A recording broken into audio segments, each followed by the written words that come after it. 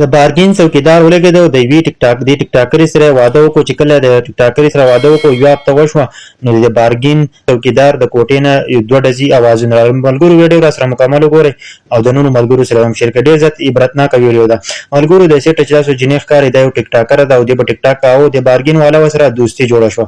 چې کله دوستي جوړه شوه ملګرو دیو دوستي وه نو هغه په مینه محبت کې بدل شو. چې کله په مینه محبت کې بدل شوه نو د هلکه د بارګین والا د بارګین څوکیدار چې دی دی او د دې جنۍ ټیک ټاکرې چې دی نو دوی د یو بل سره محبت شروع شو.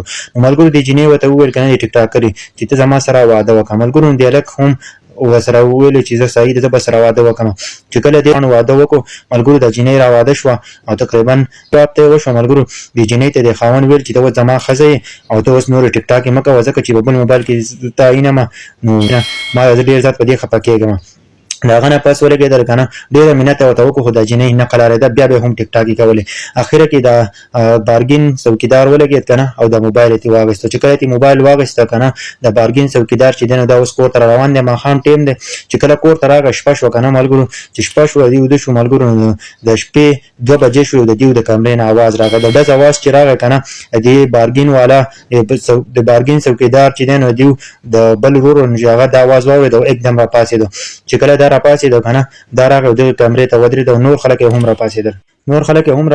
دوی د اور ډزې خو د اور د نه کولاوې چل دننه شوی دی. پر مات کو دننه ورځي نو هېڅ کې یو بل ډز وشو او د بارګین والا چې دی نو یو بل رور هم ولګېد. چې کله دا ولګېد نو جنۍ د دننې نه راغله او سیده وتښتېده. چې کله وتښتېده که نه دا کومه بارګین والا چې دی نو دا خو سیده مړ شوی دی او دا بل ورور چې دی نو دا زخمي دی. دوی هسپتال ته وړ. د هلک ویل ما پسې ډېره زیاته منډه ووهه. د بارګین والا ورور ویل خو هغه بیا هېڅ کې جنۍ وتښتېده. چې کله جنۍ وتښتېده که نه نو دوی خپل ورور هسپتال ته یوړ کومه چې زخمي شوی و.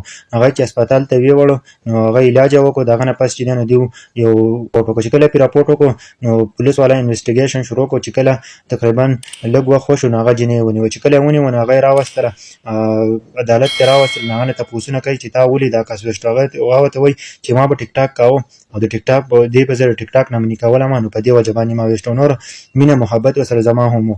زما ټول ته خواست دی چې د داسې قسمه خلکو سره ودونه مه کوئ که نه ټوله زندګي هم خرابوي. که نه یو ټیک ټاکري د وجې نه څه کېږي 2 نوجوانان قابو ته لوي. یو خو د دنیا نه سریبو د لاړ خو بل سره زخمي شو. ملګرو دا ویډیو د نورو ملګرو ضرور شیر